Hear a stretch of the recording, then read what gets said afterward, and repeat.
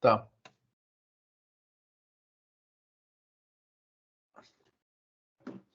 A primeira questão do terceiro dia foi escolhida a 11,60, que é o trocador de calor de casco e tubo, com 2 passos no casco e 8 passos no tubo. Água que entra a 95 graus é usada para aquecer álcool de 25 a 70 graus. Né? E aí tem os valores, né? Para água, a vazão máxima é 2 para o álcool, né? Vazão máxima é 2,1 kg por segundo. A temperatura de entrada e saída para a água é dada, pode ser vista aqui, e é para o álcool também, além do coeficiente de transferência de calor, né? Coeficiente global de transferência de calor, que dá 950 watts por metro quadrado vezes Kelvin. Tá.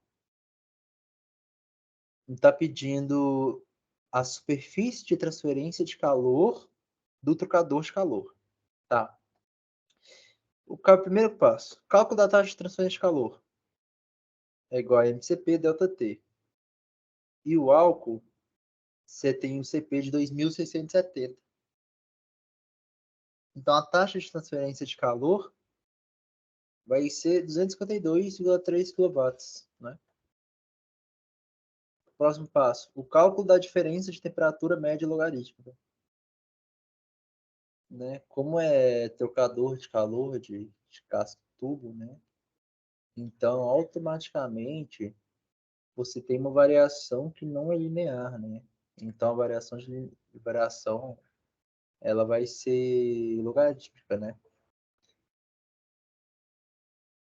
Que é igual a diferença da temperatura de saída da água, menos a temperatura de entrada do álcool, menos a temperatura de entrada do álcool, menos a temperatura de saída, temperatura de entrada da água, menos a temperatura de saída do álcool, dividido pelo NN dessa mesma diferença. Da primeira diferença, dividido pela segunda diferença. Substituindo os valores, que são dados aqui, tem que a variação da temperatura logarítmica média é 22,4 graus Celsius, né? Tá.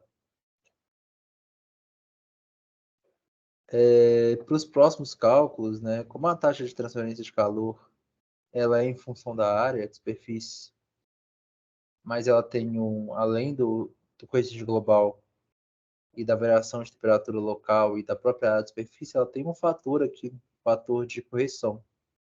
E esse fator de correção a gente encontra através dos valores de P e R, que são dados aqui, né, mostrado aqui como que é calculado, né, que é a temperatura de saída do álcool, a temperatura de saída da água, dividido pela temperatura de entrada da água, menos a temperatura de entrada do álcool, e o inverso aqui para o R, que dão esses coeficientes. Aí, utilizando a tabela, figura na página 8, 11-18b, observa que